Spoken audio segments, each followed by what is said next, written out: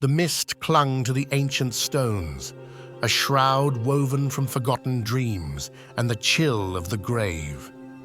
It was a place where the very air hummed with a silent, watchful presence, a presence that had drawn me here just as it had drawn so many others before.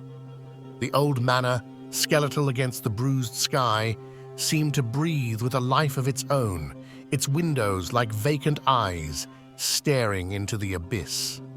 I had come seeking answers, chasing the faint, chilling echo of a name whispered on the wind, a name that had vanished from the world of men, swallowed by the encroaching shadows of this desolate land.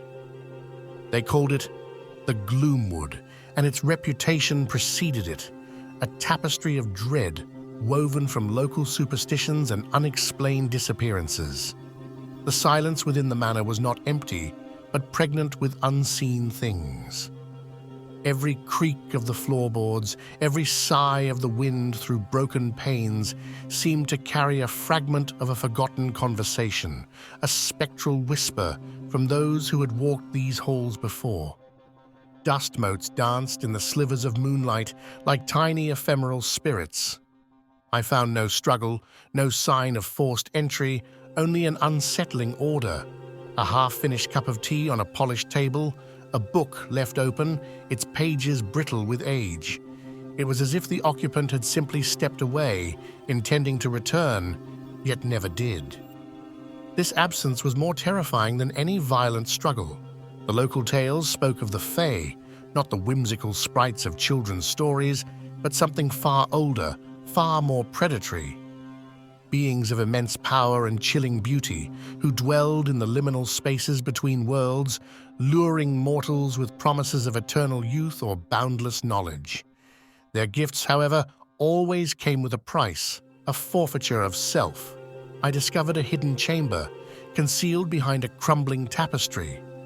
Within, a collection of strange artifacts, polished stones that hummed with a faint energy, dried herbs of unknown origin, and a single, intricately carved wooden flute.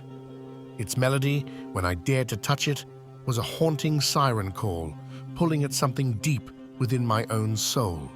The flute's song was a key, unlocking not just the chamber, but a deeper understanding of the disappearances. They were not abductions, not acts of malice, but invitations. The Fae did not steal, they enticed. They offered a world beyond mortal comprehension, a world of endless twilight and ethereal beauty for those willing to shed their humanity. The missing, I realized, had not been victims. They had been seekers, drawn by an irresistible longing for something more, something transcendent. They had chosen to step through the veil, to embrace a different existence, leaving behind the mundane world and its fleeting sorrows. As the flute's melody faded, a profound stillness settled upon the chamber.